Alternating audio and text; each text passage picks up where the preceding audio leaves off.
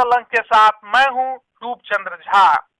आज मेरे साथ इस कार्यक्रम में जुड़ रहे हैं एएसबी के प्रदेश अध्यक्ष हामिद रजा खान जी। आप लोग जानते हैं कि इससे पहले कार्यक्रम में भी एक साक्षात्कार हम उनका ले चुके हैं, जिसमें उन्होंने बहुत ही बेहतरीन तरीके से मेरे द्वारा पूछे गए सभी प्रश्नों का उन्होंने समुचित उत्तर दिया था। एक बार फिर हम उनसे जानने का प्रयास करेंगे कि इन मौजूदा दिनों में एएसबी को लेकर क्या सब गतिविधियां हुई है। तो हम स्वागत करते हैं एएसबी के प्रदेश अध्यक्ष जी का। बहुत बहुत स्वागत है सर आपका। चलिए रूपचंद जी बताएं कैसे हैं। सर मैं ठीक हूँ, और आप कैसे हैं, आप बताइए। हम भी अच्छे हैं, सब अल्लाह का शुक्र है, आप लोगों की दुआ है। सवालों के दौर में हम सबसे पहले आपसे ये समझने का प्रयास करेंगे और आपसे एक अनुरोध पूर्वक बात कहना चाहेंगे कि कल जमुई के चकाई प्रखंड के इको पार्क का उद्घाटन करने के लिए मुख्यमंत्री नीतीश कुमार जी माधोपुर आ रहे। दिनांक 13 सितंबर को होने वाली इस बैठक के लिए आप वहां पहुंच रहे। कार्यक्रम में भाग लेने वाले सांख्यिकी स्वयंसेवकों को प्रोत्साहित करें। देखिए, कल माननीय मुख्यमंत्री जी जमुई के चकाई प्रखंड में जा रहे हैं। वहां के जिला अध्यक्ष और वहां के सारे एएसपी से और आस पड़ोस के जो भी जिला है, अगल बगल के जो भी जिला है जो जमुई से सटे हुए हैं, मैं उन लोगों से अनुरोध करूंगा कि शांतिपूर्वक आप अपना ज्ञापन जाकर दें और उनको प्रतीत हो कि सांख्यिकी स्वयंसेवक संघ हमारे साथ है। ऐसा ना हो कि भारी संख्या पहुंचे एएसबी का और कोई दूसरी संगठन वहां पे हल्ला हंगामा कर दे और जिससे सांख्यिकी स्वयंसेवक संघ बदनाम हो जाए। मुझे याद आया जब आपने सवाल किया कि मुख्यमंत्री जमुई जा रहे हैं, 2015 में भी ऐसा ही घटना हुई। माननीय मुख्यमंत्री जी समस्तीपुर सभा कर रहे थे, वहां पे एएसबी भी अपने मांग को लेकर खड़ा था, लेकिन एएसबी के साथ में और भी बहुत सारे संगठन थे और मुख्यमंत्री को बुरा भला और काला झंडा दिखाने का काम दूसरे संगठनों ने किया, लेकिन वहां पे बदनाम एएसबी हो गया। तो मैं जमुई जिला के सारे साथी से मैं अनुरोध करता हूं कि बिल्कुल शांतिपूर्वक आप माननीय मुख्यमंत्री जी तक अपना ज्ञापन पहुंचाएं। वहां के जीव के जिला अध्यक्ष हों या कोई ऐसे वरिष्ठ लीडर हों जिनके द्वारा आप अपना ज्ञापन पहुंचाएं वहां पे शांतिपूर्वक।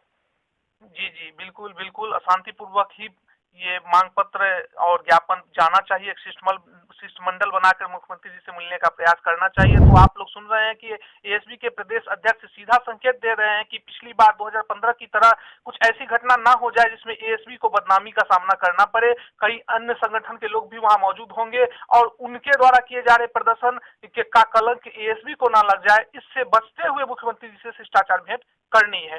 तो प्रदेश अध्यक्ष महोदय से अब सवालों के दौर को शुरू करते हैं। सर, मैं आपसे जानना चाहूंगा कि पिछली साक्षात्कार के दौरान आपने कहा था कि महेश्वर सिंह के साथ महेश्वर हजारी जी से मिलकर एएसबी की मांग को मुख्यमंत्री तक साझा करने की बात करेंगे। अब तक उस पर क्या कार्य हुआ है, थोड़ा स्पष्ट करें। देखिए, पिछली बार मैंने कहा था और पिछली बार जो है माननीय पूर्व विधायक महेश्वर बाबू के साथ बैठ के 50-60 लड़कों के साथ बैठे थे, जहाँ पे उन्होंने माननीय मंत्री श्री महेश्वर हजारी जी से बात की। तो उन्होंने क्लियर शब्दों में कहा था कि इन लोगों का कोई रास्ता निकाले। तो माननीय मंत्री महेश्वर हजारी जी ने कहा कि अभी सरकार की वित्तीय हालत ठीक नहीं है। तो माननीय महेश्वर बाबू महेश्वर सिंह ये बोले कि आप औपचारिक घोषणा कर दें। कोई आपसे ये लोग डिमांड नहीं ना कर रहे हैं कि आप मुझे अभी पैसा देना शुरू कर दें, आप 6 महीना के बाद आप देंगे, 8 महीना के बाद आप देंगे। तो माननीय मंत्री योजना विकास विभाग महेश्वर हजारी जी बोले कि ठीक है, आप आए, इस मुद्दे पे बातचीत हो। तो हम तो पटना अभी कंटिन्यू कैंप किए हुए हैं तो महेश्वर सिंह, माननीय महेश्वर सिंह अभी अपने क्षेत्र में है, वो आजकल में उम्मीद है कि वो आ जाएंगे। लेकिन इस बीच हमारी मंत्री जी से भी बातचीत हुई है माननीय गुलाम रसूल बलियावी साहब के द्वारा। माननीय गुलाम रसूल बलियावी साहब को उन्होंने फिर आश्वस्त कराया है कि सर हम पूरी कोशिश कर रहे हैं। हमने सीएम साहब को 2 से 3 बार हमने कहा है कि सर इसको देख लिया जाए, और मैं चाहता हूं कि मेरे रीजन में एएसपी का काम हो जाए जो जिंदगी भर ये लोग याद रखें। जी जी, एक और प्रश्न है, वो इस तरह से है कि चौधरी कमेटी की अनुशंसा को धीरे धीरे सभी विभाग लागू कर रहे हैं, जैसे शिक्षा विभाग और समाज कल्याण विभाग है। ऐसे में आपका 2 वर्ष पहले दिया गया एक बयान जिसमें आपने कहा था कि चौधरी कमेटी की रिपोर्ट को कैबिनेट से मंजूरी मिल चुकी है, अब इसे केवल लागू किया जाएगा, कैबिनेट से पास कराने की इसमें कोई आवश्यकता नहीं होगी। ये तो सत्य प्रतीत हो रहा है आज के दौर में, लेकिन उसी बयान में आपने ये भी कहा था कि एएसपी का रिपोर्ट कार्ड चौधरी कमेटी की अनुशंसा के साथ स्वतः लागू कर दिया जाएगा, जो कि होता हुआ नहीं दिख रहा है। इसे आप स्पष्ट करिए। देखिए, जिस समय पूर्व मुख्य सचिव के चौधरी जी उच्च स्तरीय कमेटी के अध्यक्ष, इन्होंने सारी रिपोर्टों को तैयार करके माननीय मुख्यमंत्री महोदय को सुपुर्द किया। मैं ए के चौधरी उच्च स्तरीय कमेटी के अध्यक्ष श्री ए के चौधरी से भी मैं मिल चुका हूं, और मैं अपने संगठन के मुद्दे पे मैं बात कर चुका हूं। भले लोग जो कह दें, जब मैं गया उनके पास तो हमने कहा कि सर मैं सांख्यिकी स्वयंसेवक संघ के स्टेट प्रेसिडेंट हामिद रजा खान है। उन्होंने बोला कि देखिए आपका लेटर आया है हमारे पास, और इस लेटर पे हम विचार करेंगे, लेकिन मैं आपको ये नहीं बता पाऊंगा कि मैं क्या कर रहा हूँ। मैं मुख्यमंत्री के साथ मैं धोखा नहीं करूंगा, इसलिए कि उन्होंने एग्रीमेंट किया है कि आपको ये चीज पे काम करना है। तो मैंने जब मुख्यमंत्री को, माननीय नीतीश कुमार जी को जब ये चौधरी कमेटी सबमिट की, तो 15 अगस्त को माननीय मुख्यमंत्री जी मंच से घोषणा किए थे कि चौधरी कमेटी की जितनी भी अनुशंसाएं हुई हैं, मैंने उसको हूबहू स्वीकृत किया, और मेरी कोशिश रहेगी कि यथाशीघ्र मैं इसको लागू करूं। तो उसको कैबिनेट में ले जाकर हूबहू स्वीकृति कर दी गई, दे दी गई। तो मैंने इस चीज को कहा था उस समय, लेकिन हमारे संगठन में कुछ ऐसे लोग हैं जो नाअकल लोग हैं, जो हमारे ऊपर उंगली उठाकर लोगों ने कहा कि ये गलत बोल रहे हैं, इनको जानकारी नहीं है। मैंने कहा कि चलिए, हमने इस चीज को नजरअंदाज कर दिया। होते हैं बहुत सारे लोग हैं जो सबको समझ में नहीं आती है फिर, लेकिन वो आपको दिखता हुआ प्रतीत हो रहा है, फिर वो होगा, अभी और दिखेगा आपको, वो आप खुद बोलेंगे और लोगों को खुद एहसास होगा कि मैंने गलत बोला था कि मैंने सही बोला था। जी, तो आप ये कहना चाहते हैं कि सांख्यिकी स्वयंसेवक से भी मामला जो है वो आशु चौधरी से जुड़ा होने के कारण बगैर कैबिनेट से ही हम लोग का भी काम होना चाहिए या होगा? बिल्कुल बिल्कुल बिल्कुल। एक चीज कि एक पूर्व मुख्य सचिव ए.के. चौधरी जी उच्च स्तरीय कमेटी के अध्यक्ष, उन्होंने कमेटी रिपोर्ट में फर्स्ट बेंच का हवाला देते हुए हमें रखा है। आप उसको बड़ी गौर से पढ़िए। मैं अपने साथियों से कहना चाहता हूं कि फर्स्ट बेंच के जजमेंट को बड़ी गौर, और ए.के. चौधरी जी जो जजमेंट जो लगाए हैं, ये मुख्यमंत्री को जो सौंपे जो है, उसको भी आप देखिए। बहुत सारे चीजों को आपके ऊपर से पर्दा हट जाएगा, फिर जो आपकी आंखों पर पर्दा पड़ा हुआ है, समझने की फेर है। आप उसको अच्छा से पढ़ेंगे तो आपको समझ में आ जाएगा। क्यों नहीं हमें सेकंड बेंच का जजमेंट उसमें इंक्लूड किया गया, फर्स्ट बेंच का जजमेंट क्यों इंक्लूड किया गया उसमें? सर उसके बारे में तो ये भी हो सकता है ना कि जब कमेटी बनी थी 2015 में, और जब कमेटी की रिपोर्ट सौंपी गई थी तब तक एलपीए का जजमेंट आया ही नहीं था, तो एलपीए का जजमेंट कैसे दिया जा सकता है? एलपीए का, रूपचंद जी, एलपीए का जजमेंट आ चुका था। एलपीए का जजमेंट आ चुका था। एलपीए का जजमेंट आने के बाद ही ये सौंपा गया है। जी जी जी। मेरा अगला सवाल है कि जिस तरह से सीएम के द्वारा वर्चुअल रैली की गई थी, उसमें सांख्यिकी स्वयंसेवक, प्रदेश भर के सांख्यिकी स्वयंसेवकों ने जस्टिस फॉर एएसबी की मुहिम को लेकर उसमें बड़ी संख्या में भाग लिए, लेकिन आप भी उसमें भाग लिए पर थोड़े विलंब के साथ, ऐसा क्यों? देखिए, हमने कोई विलंब नहीं किया। जैसे मैं तो संगठन के लिए मैं एक पैर पे दिन रात में कर रहा हूँ काम। अगर मैं जस्टिस फॉर एएसबी अगर लिखकर मैं अगर पोस्ट कर दूं तभी मैं आपके साथ हूँ। आपको ये बिलीव नहीं हो रहा है कि मैं आपके साथ हूँ और मैं आपके लिए काम कर रहा हूँ? मैं 2015 से 16 से मैं काम कर रहा हूँ। इस चीज को एहसास नहीं है आपको? जब हमारी सेकेंड बेंच केस डिसमिस हुआ, उस समय लोगों ने कहा कि आप सुप्रीम कोर्ट चले, सुप्रीम कोर्ट चले, और सेकेंड बेंच केस का डिसमिस मैंने कहा कि ये गवर्नमेंट के ऊपर फेंका गया। फर्स्ट बेंच के जजमेंट को यथावत रखते हुए सेकेंड बेंच की अपील को डिसमिस किया गया। तो मेरी सूझबूझ कहिए कि मैंने सुप्रीम कोर्ट का रास्ता रोक दिया और मैं गवर्नमेंट के पीछे माननीय मुख्यमंत्री जी तक पहुंचने का, बात पहुंचाने का मैंने प्रयास शुरू कर दिया। आज बिहार में जो भी बातें हो रही हैं, ये किसकी वजह से बातें हो रही हैं? कि हामिद रजा ने इस चीज को पहल किया। सेकेंड बेंच के केस डिसमिस के बाद मैंने इस चीज को पहल किया। उस समय भी हमारे संगठन के लोगों ने हमारे ऊपर बहुत बुरा भला तंज किया था। अगर मैंने नहीं किया, थोड़ी सी विलंब हो गई, तो इसमें इतनी बड़ा इशू मानने की कोई जरूरत नहीं है। बहुत बड़ा इशू बनाने की कोई जरूरत नहीं है इसमें। मैं आपके लिए दिन रात में मेहनत कर रहा हूं। मैं कंटिन्यू, मैं बताया कि पटना में मैं असिस्टेंट किया हूं। मैं तो अभी बहुत कुछ नहीं बता सकता हूं, लेकिन आप भरोसा रखें कि मैं मेहनत कर रहा हूं और मैं निस्वार्थ में मेहनत कर रहा हूं, और इसकी सफलता मिलेगी मुझे खुदा पर, मुझे भगवान पर भरोसा है। जी जी, हम लोग भी जानते हैं कि सबसे अधिक मेहनत आपके द्वारा किया गया और अब तक किया जा रहा है, लेकिन जब अपनी बेरोजगारी को दूर करने के लिए रोजगार की मांग को लेकर पटना एएसबी की टीम पहुंचती है, तो उसमें आपको नहीं देखा जाता है, क्यों? अब देखिए, मैं तो ये कहना चाहता हूं, हमारे संगठन में, हमारे टीम में कुछ ऐसे लोग हैं जो कुछ ऐसी मनसा लोगों की बनी हुई है शुरू से, ये आज से नहीं है, कि मेरी बात चले, मैं जो कहूं वही हो। तो इसके बारे में मुझे कोई जानकारी नहीं रहती है। अगर मैं किसी संगठन का संचालन कर रहा हूं तो थोड़ा बनता है कि आप थोड़ा सा मशवरा कर ले हमसे। हमें कोई इंफॉर्मेशन नहीं है, अचानक सोशल मीडिया, व्हाट्सएप के ग्रुप के माध्यम से पता चलता है कि भाई आज फल्ला आदमी वहां गया, आज फल्ला आदमी वहां गया, इतने लोग वहां पहुंचे, इतने लोग वहां पहुंचे।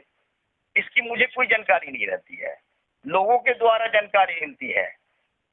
तो संगठन का ये शुरू से रूपरेखा तैयार है, जो विरोध का रूपरेखा इसको बोलते हैं। लेकिन मैं सावधान कराना चाहता हूं, ये एएसबी संगठन है, तभी आप रूपरेखा तैयार कर रहे हैं विरोध का।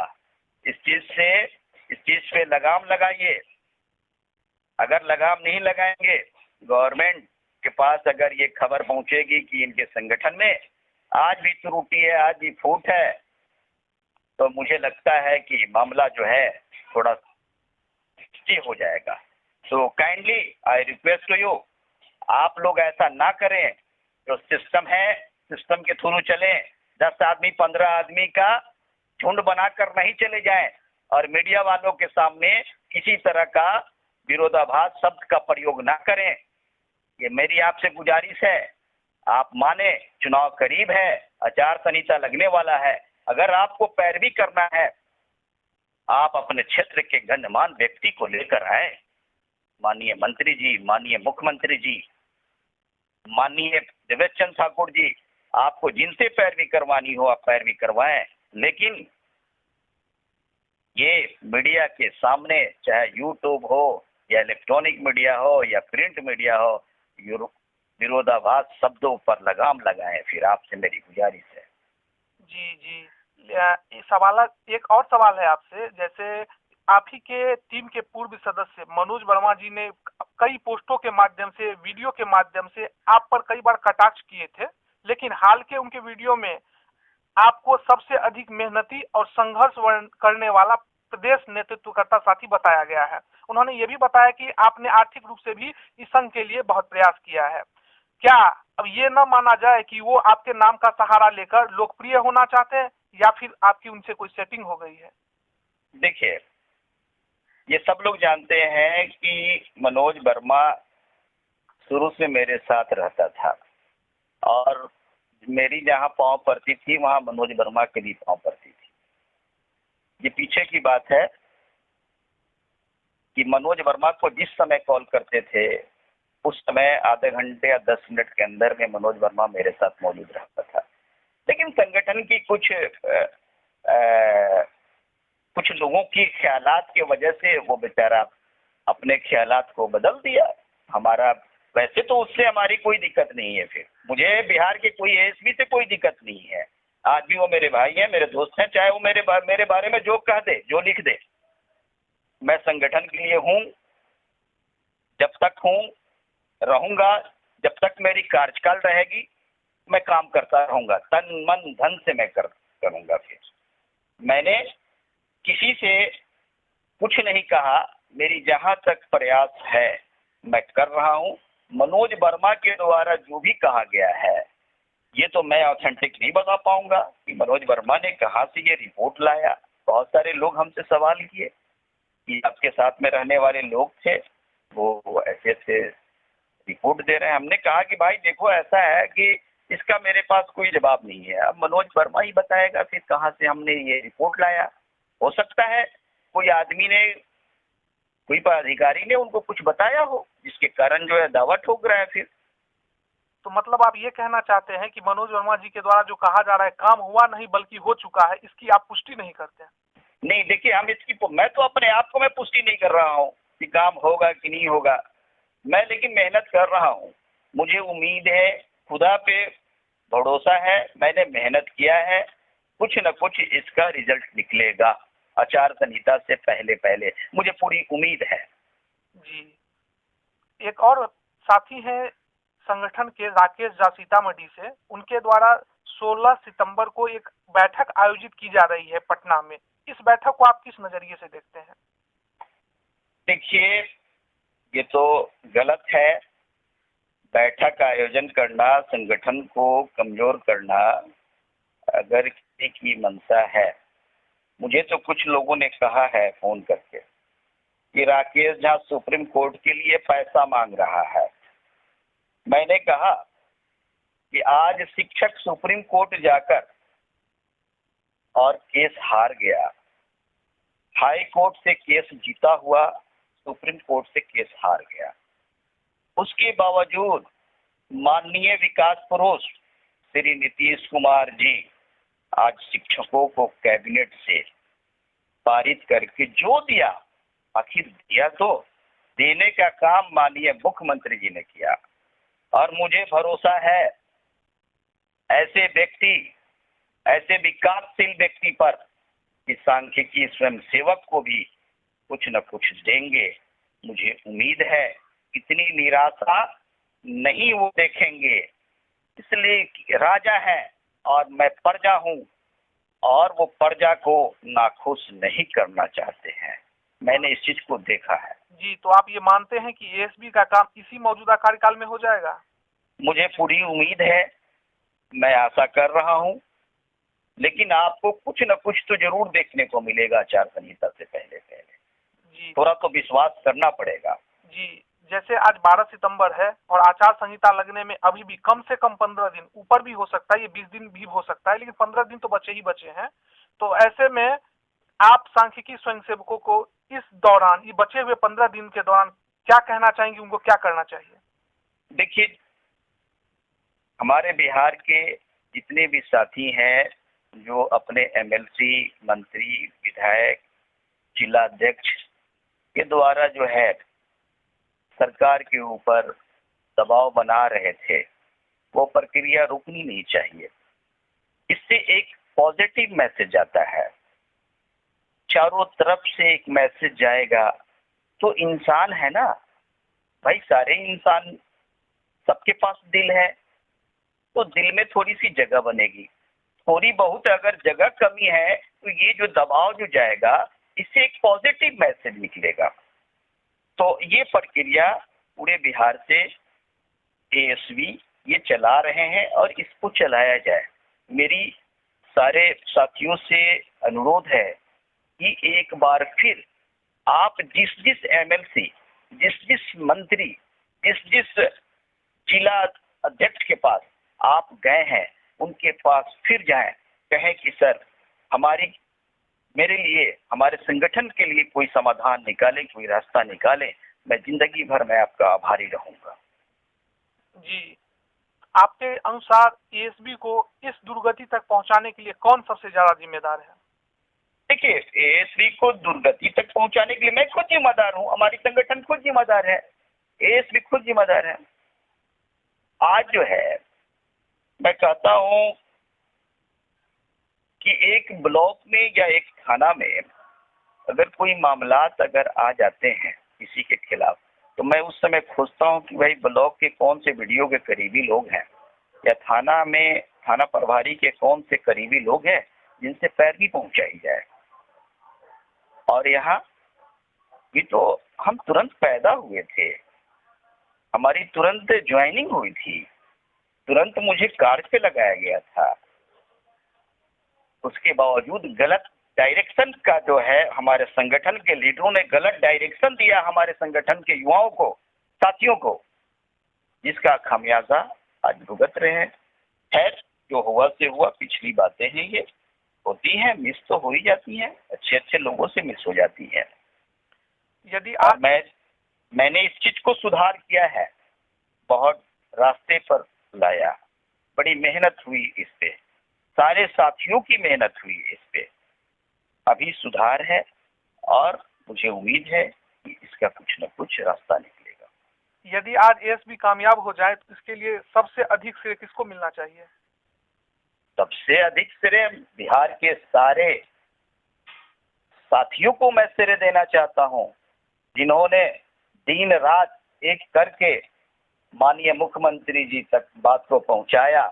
और मैं उस साथियों का मैं जिंदगी भर एहसान नहीं भूलूंगा कि जिन्होंने, जिस समय आर ब्लॉक पर हमारी धरना प्रदर्शन चल रही थी, उस समय हमारे ऊपर पुलिस का लाठीचार्ज हुआ।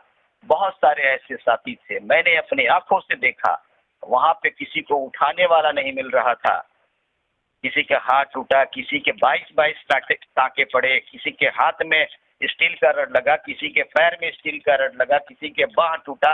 मैं बता नहीं सकता हूँ उस दिन का।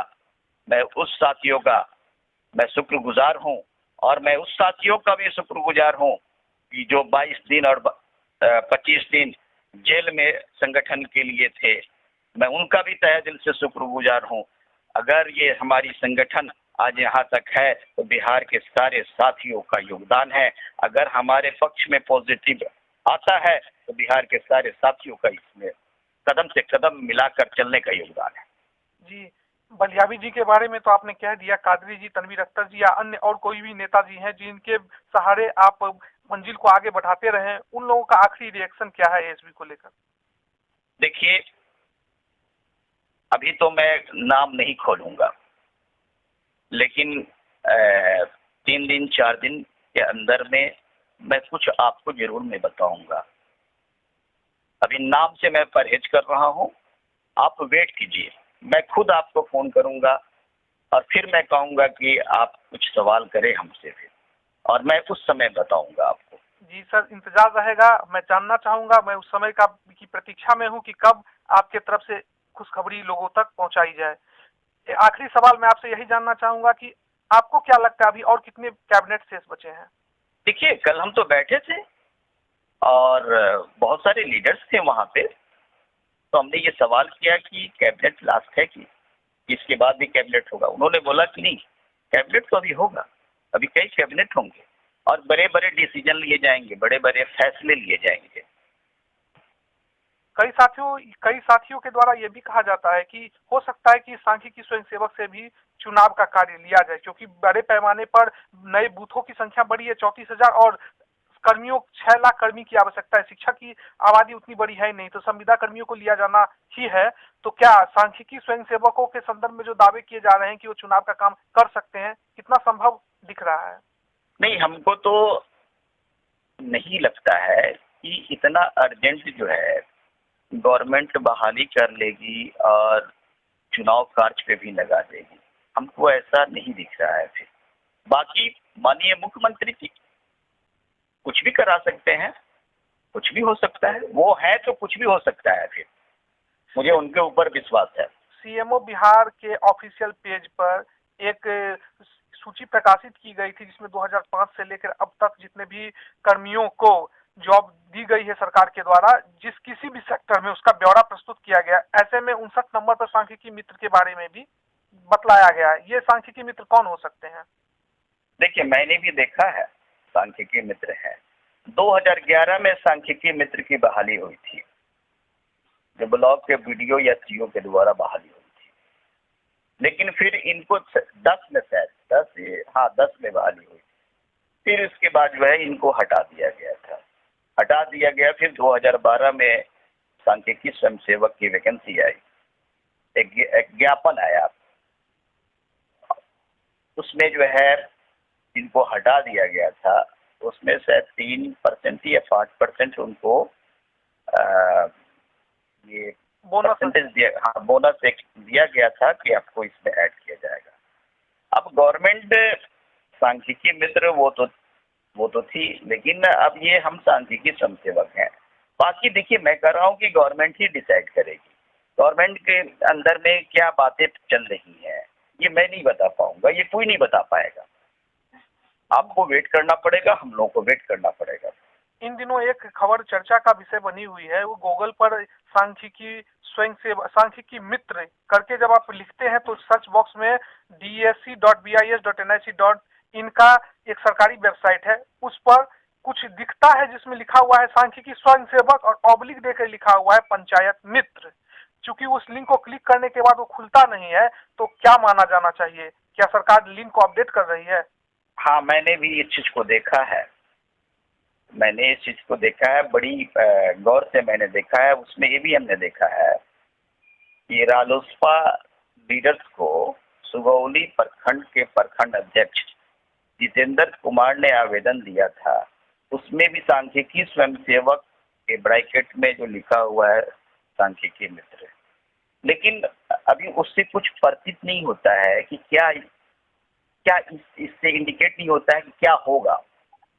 इसके लिए हमें वेट करना चाहिए रूपचंद जी।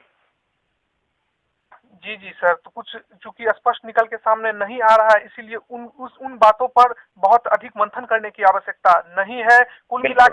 कुल मिलाकर हमारे प्रदेश अध्यक्ष के द्वारा मुझसे पूछे गए आप लोगों से संबंधित तीखे प्रश्न किए गए थे, जिसका इन्होंने बहुत ही बढ़िया तरीके से, बहुत ही सभ्य तरीके से जवाब दिया है। तो कुल मिलाकर मौजूदा प्रदेश अध्यक्ष के बातों का अनुसरण करते हुए कल जो भी लोग जमुई जा रहे हैं वो सभ्य तरीके से मुख्यमंत्री तक शिष्टमंडल के तहत शिष्टाचार तरीके से उनको मांग पत्र सौंपे और पूरे इंटरव्यू को सुनने के बाद जो निष्कर्ष निकलता है उन रास्ते पर चलते हुए प्रदेश अध्यक्ष जी का सहयोग करें। तो सर, आपका बहुत बहुत धन्यवाद। आपने इस कार्यक्रम में भाग लेकर संगठन के सभी लोगों को संबोधित किया है, उनके प्रश्नों का हल निकाला है। हम आपसे जल्द मिलेंगे। आपने जैसा कहा कि 2 से 4 दिन या 5 दिन के अंतराल में आप बहुत बड़ी खुशखबरी संगठन के लोगों को देना चाहेंगे। हम आपसे फिर से जुड़कर इसी संदर्भ में और सवाल करेंगे। तब तक के लिए आपका बहुत बहुत धन्यवाद। Thank you. तो दोस्तों, आप उनके वीडियो को सुनने के बाद उनका अनुसरण करें। मैं रूपचंद झा आपसे फिर मिलूंगा एक नई खबर के साथ, नए अपडेट के साथ। तब तक के लिए मुझे इजाजत दीजिए। धन्यवाद।